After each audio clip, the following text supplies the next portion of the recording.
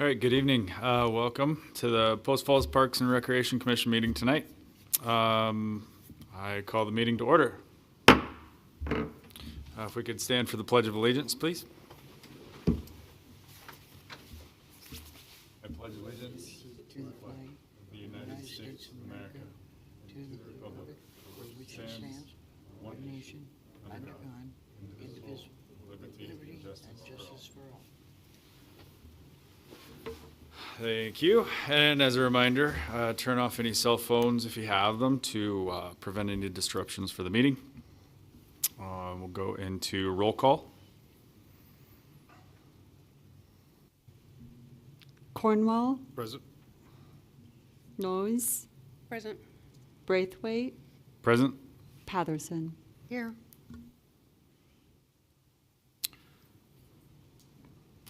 And going down the agenda, gonna have to work with me here. I'm new to this part of it. Amendments to the agenda? None? On to the next is ceremonies, announcements, appointments. The action item would be election of chair and vice chair. Is that correct? Yeah. So do we, I think Someone you would asked need to for make a motion. nominations. so do we have any nominations for chair and vice chair?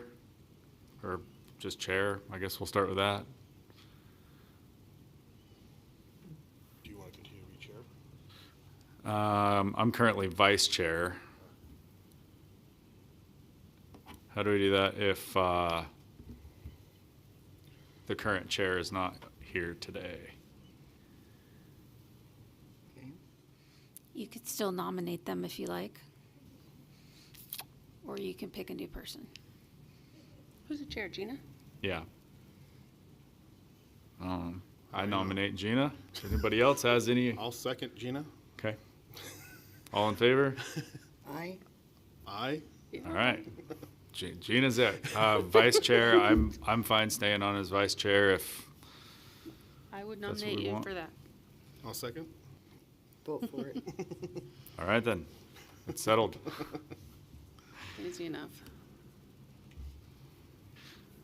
Next up is Tabitha, forgive me the last name, Kraack from North Idaho Trail Foundation to give us a talk on the history and the role of the trail. Oh, good. Hello. Thank Hi. you guys for having me. Dave Fair set this up months ago. And so this has been an ongoing, when we're going to do it. And then Chris made sure he had his thumb on me. He's like, we're going now. So I'm here and I'm so excited to kind of talk to you guys about the Centennial Trail. A lot of people still don't understand what the Centennial Trail Foundation does. And then, as we know, the community's growing. And there's a lot of new people that have absolutely no idea that the foundation even exists. So I'm going to give a little backstory history, how people can get involved, what we're doing and how the numbers we're seeing, but also if you guys have any questions, because there's a lot going on our trails. What is the North Idaho Centennial Trail Foundation? 23 miles of adventure connecting communities, neighborhoods, schools, multiple points of interest. So technically the Centennial Trail starts or ends so at State Line and goes all the way to Higgins Point. But the really cool part is, as you guys know, there's so many different spurs. We help manage that. We help advocate. We help be a part of those trails. It's not necessarily the Centennial Trail, but you have the Prairie Trail. You have all these little spurs that go through Post Falls, Hayden, Coeur d'Alene, those kind of things. So we not only are just the Centennial Trail, but we really want to advocate for all things trails, for bikes, pedestrians, those kind of things. All right, the history, I don't know if any of you guys know, but I recommend getting the book called The Trail That Almost Wasn't. It's written by Doug Eastwood. He is one of our board members. I carry it in my office at the Coeur d'Alene Chamber, so if you ever want to get a copy, I recommend reading it. It goes in depth of how the trail almost didn't happen, who was a part of that, and who hindered those opportunities. So the Joint Powers Board was actually created in 1989, and this was the preparation of the long-term care of the Centennial Trail. So the Centennial Trail was being created, And so what they wanted to do is have a board to actually help advocate, maintain, and make sure that everything was being taken care of. Because the trail didn't actually open until 1990, and that's that first 5 miles that actually is in Post Falls from State Line, and 5 miles. And I don't know if you guys know this, but we are in the process, thanks to, a lot of people. Brian, I have to just give him endless props of making sure that stuff's getting done. But we're going to be redoing some of that because now it's 36 years old. And then the last 5 miles were not actually completed until 1995, which is Higgins Point. And then the really cool part, that is our Joint Powers Board. So that is Post Falls County, Coeur d'Alene, and the Centennial Trail. So we have quarterly meetings, and we go over what needs to happen, what needs to be done. Are there projects? Also, all of us, all the entities that are on the board, we pay into a fund, and we take those funds and we do bigger projects or do grant matching, which is what we've done with the replacement of the Centennial Trail out at State Line. This is the part I get really excited about, is the trail usage numbers. In 2018, I started in 2019 as a director, but in 18, my board actually did a economic study to see how many people were using the trail, what was happening. And in 2018, we had, I think it was right around 450,000 people using the trail. We did an updated study of that 2 years ago and found out over 800,000 people use our Centennial Trail each year, which is so exciting. Not only is it bringing people to the community, but it's actually bringing so much economic health. We found out that, I think it was when we did in 18, there was about $3 million worth of new money that comes into the communities because of the trail. And that's because Ironman, that's because of the summer, people coming here to do, end to end, which goes through 44 miles, go through Spokane as well. And there's a whole different foundation that takes care of that piece. But it was really cool to see how much money and people actually are using the trail. And then we have year-to-year date. So where we did the counts in this part, this is near Riverstone. There is a trail counter out there. And we have now been keeping it out there consistently for over a year. John Bruning, one of our board members, and then actually I think is it Melissa here in Post Falls? Do you have a Melissa? She's been helping John read those numbers. It's Heather. Yes, thank you. I'm going to give her a shout out because she helps John when he downloads all those numbers, because he doesn't really want to do that and figure it out. So she's like, I'll take care of it. It's much easier if I do it. So she uploads those numbers for us and lets us know where it's all at. So we kind of took a chunk and we did the numbers, but from July to December, just in that one section. We have from 93,000 to over 108,000 people using the trail. And that's just in that one section. So when we did that economic study, we worked with the University of Idaho and their economic program and gave them all of our data. They did trail counts, we did surveys online, in person. That's where we came up with that 800,000 people using the trail each year. Super exciting, but also a lot of wear and tear. So how the foundation is able to do things is our events. We really, really lean on our events, which I have a great board. I have some event coordinators that I really lean on for these. And we couldn't do all the things we do without that. Like, I don't know if you guys obviously know about the bridge lighting out at State Line. A lot of that was fundraised by the Centennial Trail. Or the projects that we do with the Joint Powers Board. We have to raise a lot of that money so that we can write a big check, give it to Joint Powers, and we can do something bigger than just something small. So we write that $25,000 check, and everybody puts into the pot, and so that amount grows so that we can actually replace the trail. We can do seal coating. We can do things that are a little bit to maintain but make the trail even better. Marathon. So that's our main bread and butter. We love our Coeur d'Alene Marathon so very much.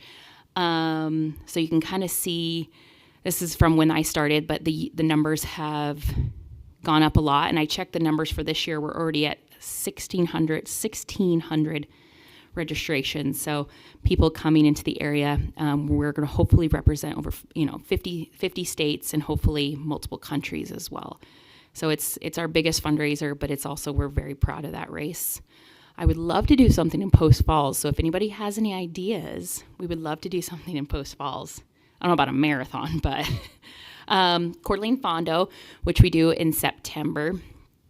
Unfortunately, we will not be doing it this year. Our race director left us, so we are in the last stages of finalizing a contract for 2027. We have a race director that we're really excited about, and hopefully we'll stick it out for multiple years. It's a hard one, but that goes around the whole Lake Coeur d'Alene. So a lot of different moving pieces. You go through the reservation, you go through Hebron State Park, on the big highways. So it's a big race. Ales for the Trail. If you guys haven't gone, please do. I would even give you a free ticket to come if you would like. Ales for the Trail happens at City Park in downtown Coeur d'Alene, and that I think we are 13 or 14 years in on that event. And we absolutely love Ales for the Trail. Great bands, all the fun things, and it happens pretty much right on the trail, which is pretty cool. And then our other piece of fundraising is our sponsor a mile. So if you've been out on the trail, you've seen these really pretty signs that, say the sponsorship. So that's kind of a revenue that we get each year from different sponsors along the Centennial Trail. And then we also do a membership program as well, which is a very small fee, but we kind of, when we have events and things that people can't donate at a big level, or maybe are not a runner or a cyclist, but them and their families use the trail a lot, that they want to just give back. So we have like a small membership program, and really what people get is a email each month letting them know what's happening. As you guys know, there's a lot of things happening with all the freeways and a lot of construction. So I'd like to make sure Brian, Monty from Coeur d'Alene, they let me know as soon as something's going to be shut down, so that I can post it, let people know, communicate with our trail users. Because the big thing about the Centennial Trail, I don't think a lot of people know, but there's a lot of commuters on the trail coming from Post Falls, coming from the prairie, coming to downtown, vice versa. There is so many people. We had one of our highest months, it was like 50,000 people using the trail. Even the Prairie Trail that now is going to be coming all the way to Post Falls, that so many people use it just to get to work. Kids using it to go to school. We were able to get that Safe Ways to School grant because of the Prairie Trail area, and that so many kids ride their bikes, walk to the school, like out in Woodland. So the trail is more than just, recreation, fun, marathons, those kind of things. It's also travel. So yeah, I just like to, those are ways, obviously sponsoring, doing events, those are very important to us. Money is great, as we know. It buys things, it takes care of things, but volunteering is probably even more important. The people that volunteer, not only at our events, on my board, I have the best board of directors that really do truly care about the trail. Not only, so many of them were here when they broke ground. And then we have so many new people that, are business people, community members that want to just make sure that trail is preserved, that open space, green space is preserved. And then we just have people that join our committees, or, we have people like one of my board members, Kurt, he changes all the signs out. He renews all of our signs. When a railroad crossing sign gets taken down, or a kid steals a Mile Marker Park sign, he makes sure that it's taken care of. If something's vandalism, he calls me. I don't know how he knows, but he knows right away. He's on the trail more than anybody, and he lets me know when. So volunteering is very important to us. I know I rambled really fast. I didn't know how much time I could squeeze into everything, but I would love if you guys have any questions for me. What's the best way for people to sponsor, volunteer, become a board member? Get a hold of me, and I have all my contacts right here. But they're welcome to email, call. My office is at the chamber. I'm not always there, but they can always leave a note or something. But yeah, we're located at the Coeur d'Alene Chamber right downtown. Nice. Yeah. And then you're, so for 800,000 people, is that like unique users or is that like total? Pedestrians, Yeah, cyclists. We have, the trail counter. We can't say, oh, that was a cyclist, that was a, I just saw Bob yesterday. I get it. but I actually sat out with a board member when we were doing that economic study, and we had a tally, and it was kind of interesting. Almost 50% of the cyclists, maybe even a little bit more, were actually e-bike users. So we really, obviously, I don't know if you guys know, but the e-motorcycles, not e-bikes, motorcycles that they can't pedal are outlawed in the city of Coeur d'Alene. So they cannot be on the trails. They're not, but e-bikes are. So if you can still pedal assist, they're allowed on the trail. Just go 15 miles per hour, please. Yeah, I could go in a whole different rant about rules and ways to use the trail, but please pass and say you're passing on the left. Have your dog in the leash, pick up after your animals, all the lovely things. Any other questions for me? Hopefully I didn't So, Not for me. Thank go you. too fast or too slow. Good. Thank you. Yeah. Thank you, guys.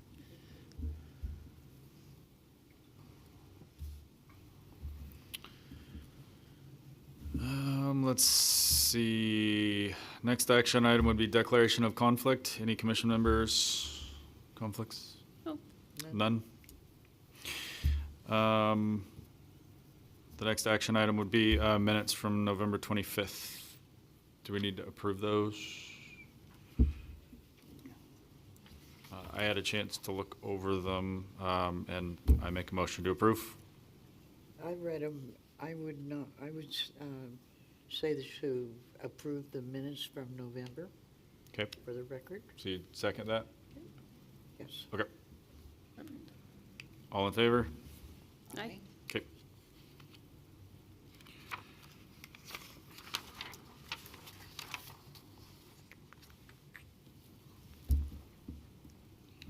Looks like any citizen issues or unfinished old business. And we'll go on to new business, the Corbin Dog Park concept.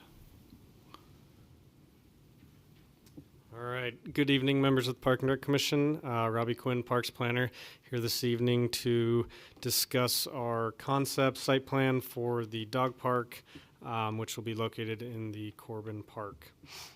And just kind of quickly, this isn't an action item tonight. If just kind of presenting information, and then at the next meeting, we'll bring it back for adoption, pending questions and comments. So just looking at the overall kind of layout, big picture here. So the parcel on the left of the screen was was our purchase in 2024 when we were kind of deciding that this was going to be the next location for the dog park. The initial thought was that parcel itself would be where we would locate the dog park itself, but kind of taking a step back, looking at the whole site more holistically, and future uses, which were going to be RV kind of campground for Corbin Park. We kind of rearranged where we thought things would best fit based on flow of RVs and campers through the site, being able to possibly use the existing house as like a headquarters or the host site. This would allow easy entrance for RVs to kind of flow through the site instead of having them kind of go further into the park. So that's kind of why it ended up shifting to the south and kind of on the top of the bluff here. And so currently the site is, we had a rental house that's still there but vacant, that is no longer being rented, eventually going to be demoed this year. And there's a Hastings field which still gets used by our recreation, and that will remain in use even with the dog park being constructed here. But there were two original driveways coming into the site, one dedicated for that house, one dedicated for the field here. So we're consolidating those into one more appropriately sized driveway. Should be able to cut and fill those quantities pretty easily and get the grade relatively manageable versus what some of the spots are right now. And so kind of zooming in, we come into the parking lot, which will be kind of the separator to the eventual RV area, but currently would be used additionally for the field and the dog park. Fire truck turnaround here, and then as you come into the site, so we're breaking it up into two different areas, 1 acre large dog area over here, and then a little under a half acre small dog area. So there will be dual gates to allow for whichever size they want to fit in or will fit in. And then as you come into the site, we kind of are installing a hardened entrance, as we're calling it. So a buffer, which would be concrete here, and then going into either like a synthetic turf or a gravel area. So really where the most wear and tear is on the site, where all the dogs are coming and going. We get a decent, about a 50-foot buffer where we hopefully aren't worrying about as much of the tearing up the grass and mud and just making it pretty unsustainable. So doing this, we hope to kind of address some of those issues. So we'll have a little bit of kind of concrete pathways coming through and then transitioning to gravel. So there'll be 2 loops around each of the areas, and kind of on the outer edges of those will be more of a naturalized area, kind of longer grasses, lots of plants and trees, somewhat of a buffer for any of the neighbors. And then on the inside would be our normal turf grass. And then we are showing 2 small shelters, 1 in each of the areas, to give visitors a place to kind of interact with each other, sit and let their dogs run around. And then kind of along the same lines, on this side, exterior native buffer, just for the other park users as well. So that's kind of the general gist of the project. We will be also installing a CXT restroom at the entrance here. So currently there's no restroom up at this elevation of the park. So that'll also assist in the field users as well as the dog park users. And so kind of pass forward, if this gets approved, we would look at continuing the design with full construction documents with an engineer this fiscal year, and then likely start on construction in the 2027 year. So with that, I'll open for any questions or comments. Are they going to have separate water sources? Yes, kind of hard to see on here, but yeah, I don't want to. So at the entrance, there's a drinking fountain here and here, so 1 for each of this areas. And that'll be a standard kind of bottle filler for adults or humans, sorry. And then the lower one for the dogs. Okay. And then are there going to be trash cans for manure? Yes, Okay. and bags. Looks like a nice plan. Thank you.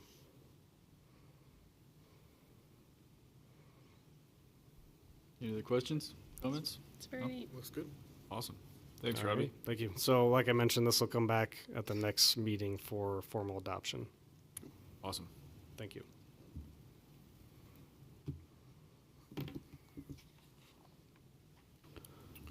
So Chair Braithwaite, I can kind of frame the discussion for that next action item. So first of all, real quick, introduce myself. I'm Chris Ammerman, Parks and Rec Director. I've been here since mid-December, so going back all the way to 2025, so a seasoned vet, right?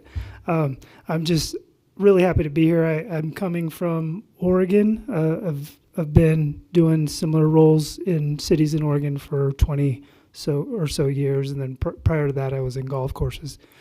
But just so this next discussion item is, as I was coming on board, there's obviously a change there in the director role. I know there's some changing of commission members.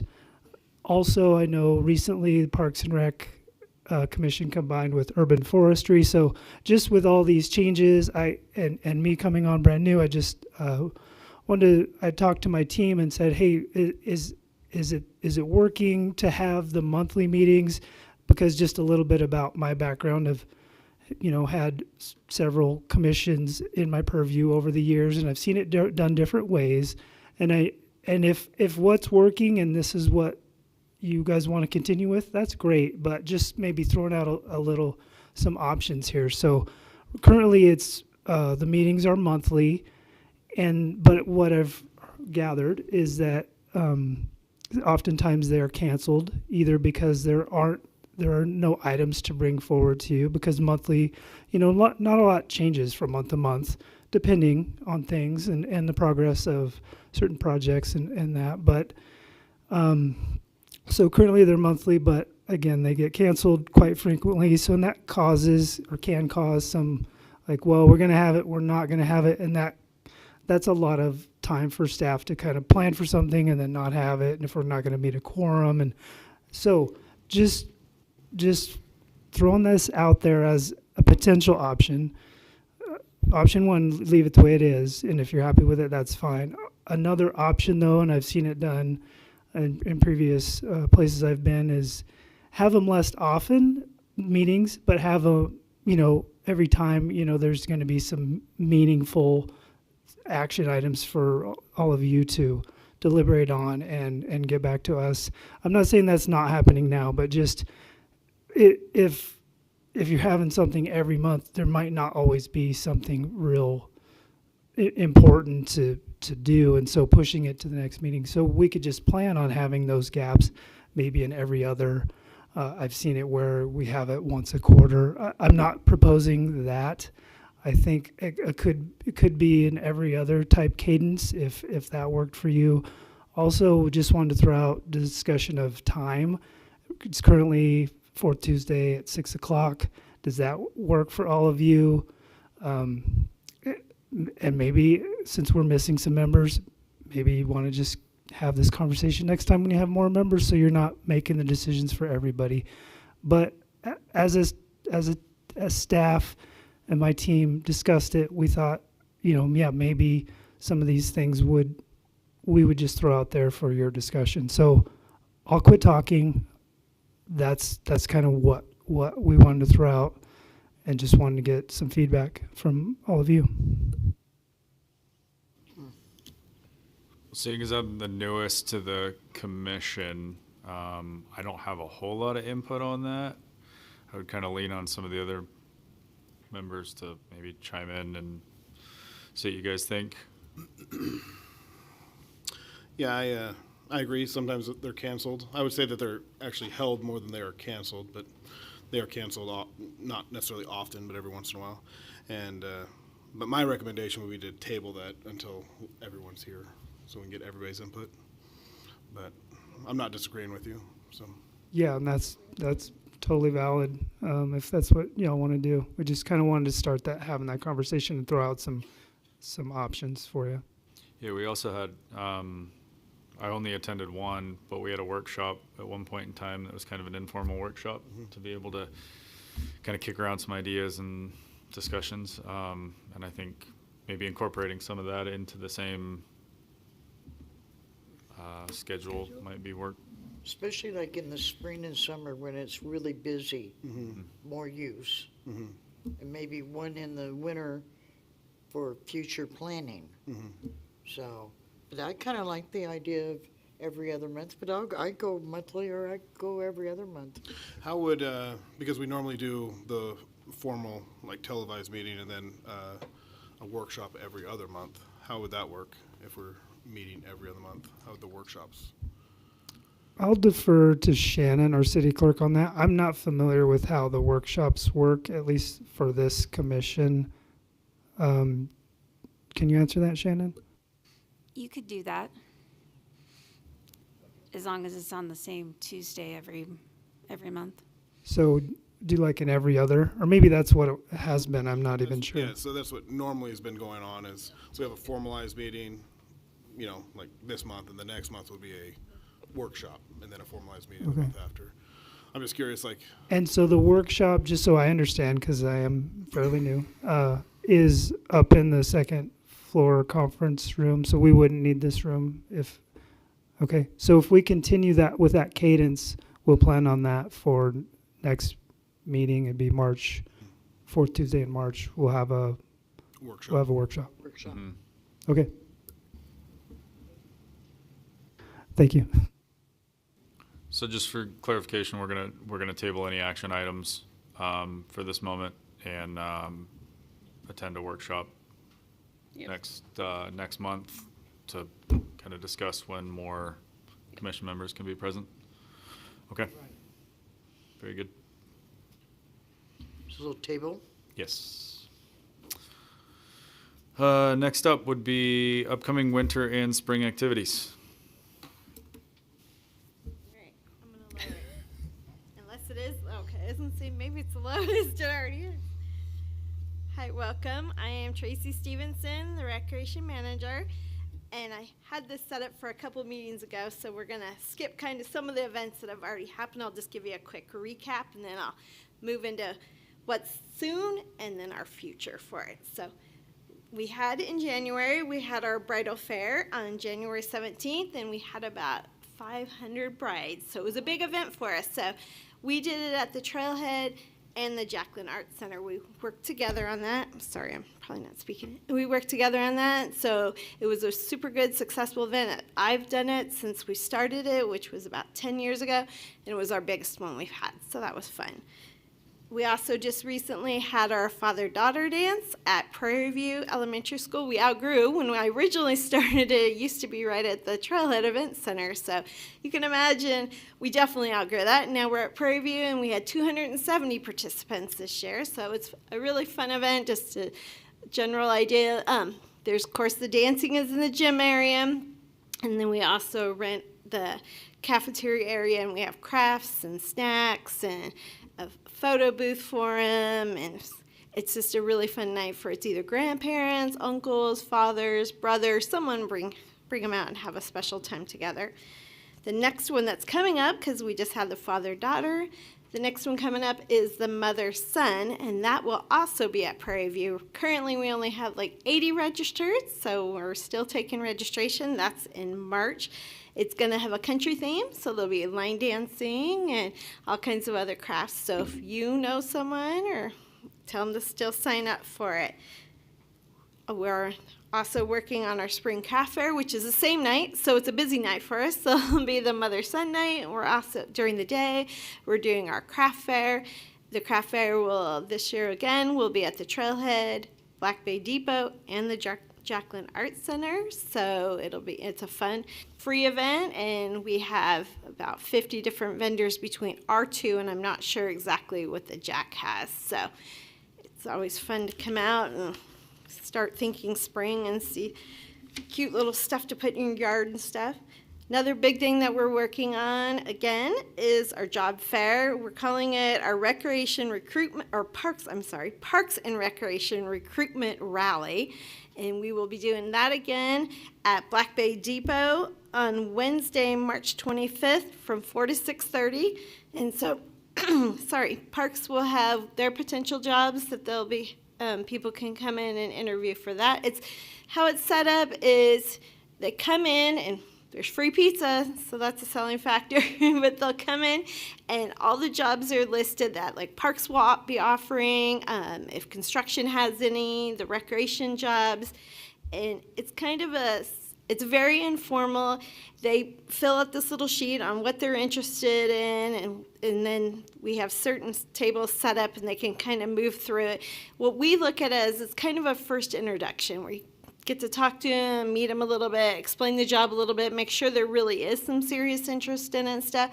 And then after that, we would do a follow-up interview with them. So they're not trapped for the night, but they get to come and find out about it, show their interest, ask questions. We ask about 5 basic interview questions just to get a feel on them, and then we set it up to, yes, this is someone we'd like to meet with more in depth or not. So we're just hoping hundreds of people flock in the door and we can fill all our jobs for it.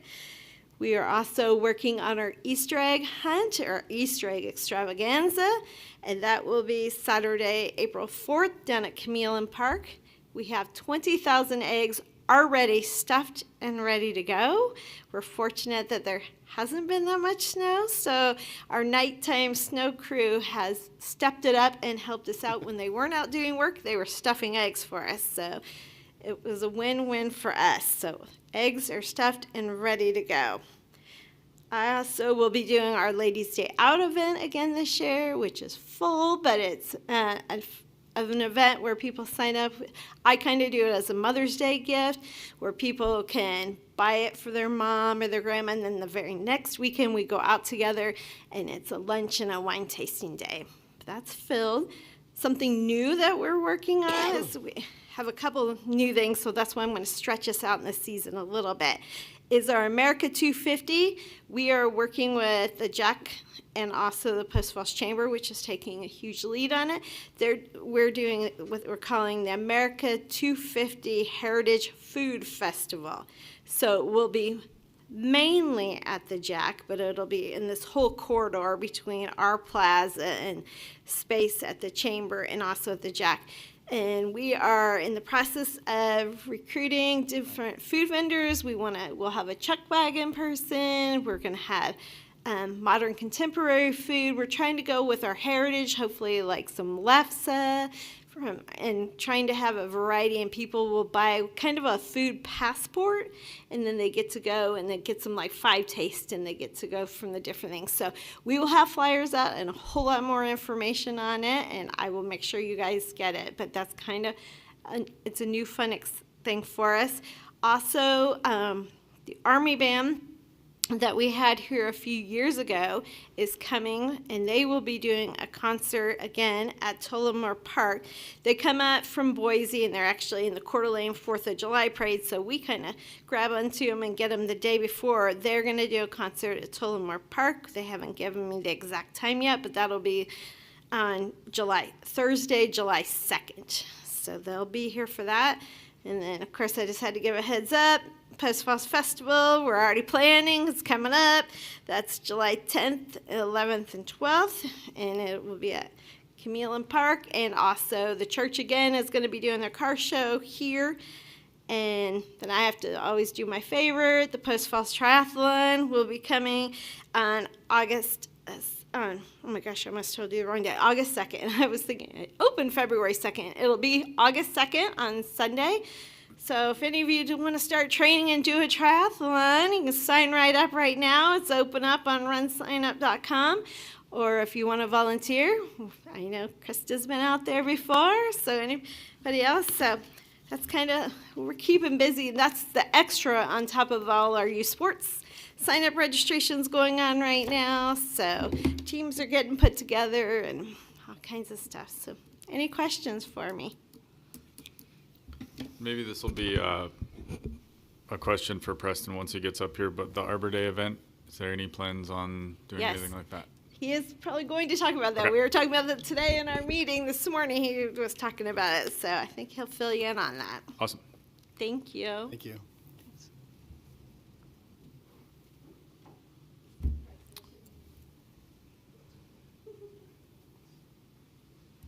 Next item would be the Urban Foresters Report. Mr. Vice Chair, members of the commission, thank you for having me. Thank you, Preston. I'm Preston Hill, the Urban Forester for the City of Post Falls. And the purpose of this report is really just to give you an update.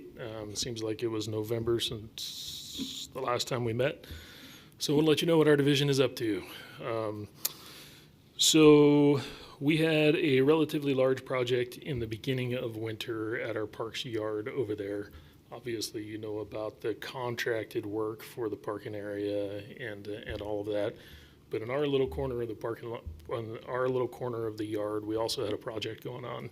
And we did most of that in-house. We like to talk about growth at the City of Post Falls. There's lots of growth related to urban forestry. One component of that growth is the staff growth. So urban forestry staff has grown. We have more people, more vehicles. We have more things to store. So we did install 2 20-foot shipping containers We moved our little carport that we have to accommodate those, and we installed some pallet racking. And that sounds like a small project until you recognize that it's city staff who kind of tried to fit that in and did the excavation work ourselves and the backfill and compaction. But really, mostly that was underground concrete stuff for getting that in place. So that ate up a bunch of our time in early winter. But we're happy to say that's finished, and it's a much better working space for us now. I assume you have a copy of the report. Those are our community development numbers in the past couple of months. Those numbers are down. Those are the low numbers for pre-application meetings, street tree plan reviews, inspections, and so forth. Usually those numbers are down in winter, but these are particularly down this winter. So I don't know. We could speculate as to whether that means that development is slowing down or not, but time will tell. So what we're currently working on, our other big project this winter, and is a big project every winter, is dead and dying tree removals in our natural areas. So most of these are trees that were killed or at least finished off by bark beetles. So one of the goals there is to get that existing population of beetle larvae that still exists under the bark of those trees off of the site, so that those larvae, when they turn into adults and emerge in the spring, don't move into live, healthy trees that are next door. So the staff are about halfway through that project. They've done the whole Centennial Trail corridor, Kiwanis Park, and they're about to finish up Corbin Park. So we've got Falls Park and the Corbin Ditch area next to Falls Park still left to do, and there's quite a quantity of work there. And then some work in some portions of the community forest. So they're waist deep in that right now, and that is like a small logging operation at every one of those sites. And then also, if you factor in the fact that we did have 2 staff members whose wives had babies and they took paternity leave, we're a little bit behind in the winter. We're starting to feel the pressure of spring coming on. So aside from the field work, we've been working with community development, particularly engineering, on some code revisions. So this is an ongoing process. Those of you who are members of the Urban Forestry Subcommittee recognize that we've been talking about and making red line edits on those codes for quite a while.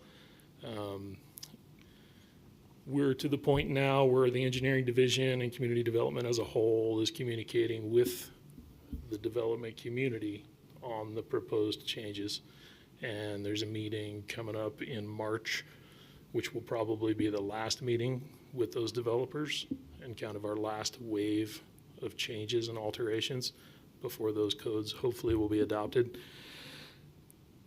Those definitely don't just have to do with urban forestry. They have to do with lots of engineering and planning codes. But for urban forestry, it removes the developer's option to cash out street trees. So when a developer turns a farm field into a subdivision right now, they get the option to pay a fee per tree for all of the street trees that are required in that development. And then we go through after the fact and plant those trees later. Problem with that is that sometimes it's 2 or 3 years before the time that they pay the fee and we plant the tree. And I don't know if you noticed, prices are going up on things. So we don't always have as much money to pay for that tree planting as we received. So that's a good thing for us. We're moving the entire urban forestry or street tree requirement code from Title 17, which is the subdivision portion of the code, to Title 12, which is sidewalks and public spaces, which makes a lot more sense. It also allows us to install street trees adjacent to infill lots. So this is an empty lot that was never built and it was subdivided long ago, and the street trees weren't required as a part of that subdivision. Remember, the subdivision code's Title 17, so if it wasn't subdivided, it's not required. If it's in Title 12, then it will be required. So some little changes like that, that are all good things and kind of long overdue. Looking forward to that being done. We've also been working with the street department to streamline and solidify the process when we get residents with street tree versus sidewalk conflicts. So again, growth. We're getting more street trees in the city, and that's a result of growth. Each street tree is getting larger. That's another form of growth. And as you probably recognize, those tree roots grow into and impact the sidewalk from time to time. So how we've handled that in the past has varied. Sometimes I'll handle those calls. Sometimes the street department will handle those calls. Usually both of us have to be involved in one way or another. So we're kind of solidifying that process. Street department's going to take the lead on that and involve us when we need to be involved. And I think that's going to result in a better user experience for residents.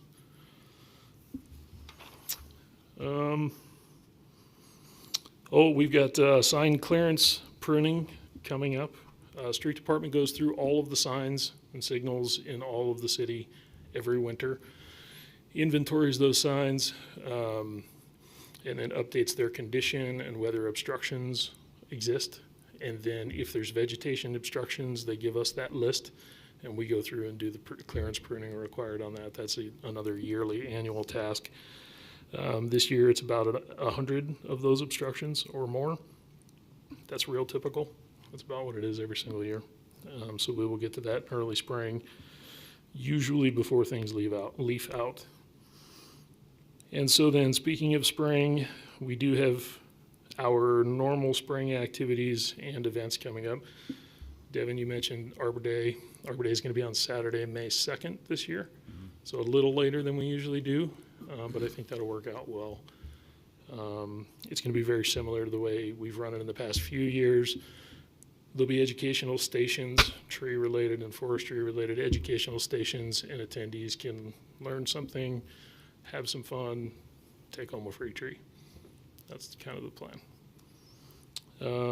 We are doing our 4th grade field trip again for 4th graders in Post Falls. So we're starting to plan the hike, and I think we're going to use Post Falls Community Forest again. So they come out, we give them a guided hike.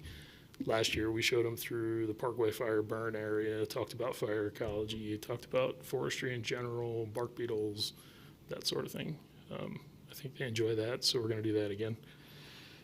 And then also in the spring, like I said, we're starting to get stressed out about all the things in the spring. We're going to be expanding our tree growing operation, our little nursery. So we're going to be building our number 3 container and number 7 container pot area. We already have a number 15 area, and then smaller than that is in our hoop house. So we have moved all of the things out of the area where the number 3 and number 7 needs to go, because we have those shipping containers and pallet racking, and now we can focus on that and get that done in the spring. So, any questions? For your events that are coming up for the Arbor Day and then the field trip, is that all going to be staffed by city staff, or is there volunteer opportunities? There's definitely volunteer opportunities. I would love to email you all about it. Does that work? Mm-hmm. Please. All right. That's the only question I had. Questions? What parks are you going to be in For Arbor Day? Oh, that's a good question. We haven't hammered out that detail yet. Okay. Yeah. Same with the hike? I think community forest. Yeah. Okay. That's a good one. Yeah.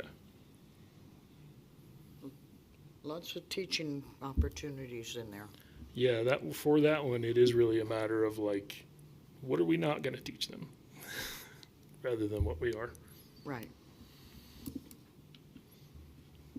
Awesome. Thank you. Thanks, everybody. Thanks, Preston. All right, thank you. I think that brings us to any comments from the commission at all? None for me. Nope. Concerns, questions?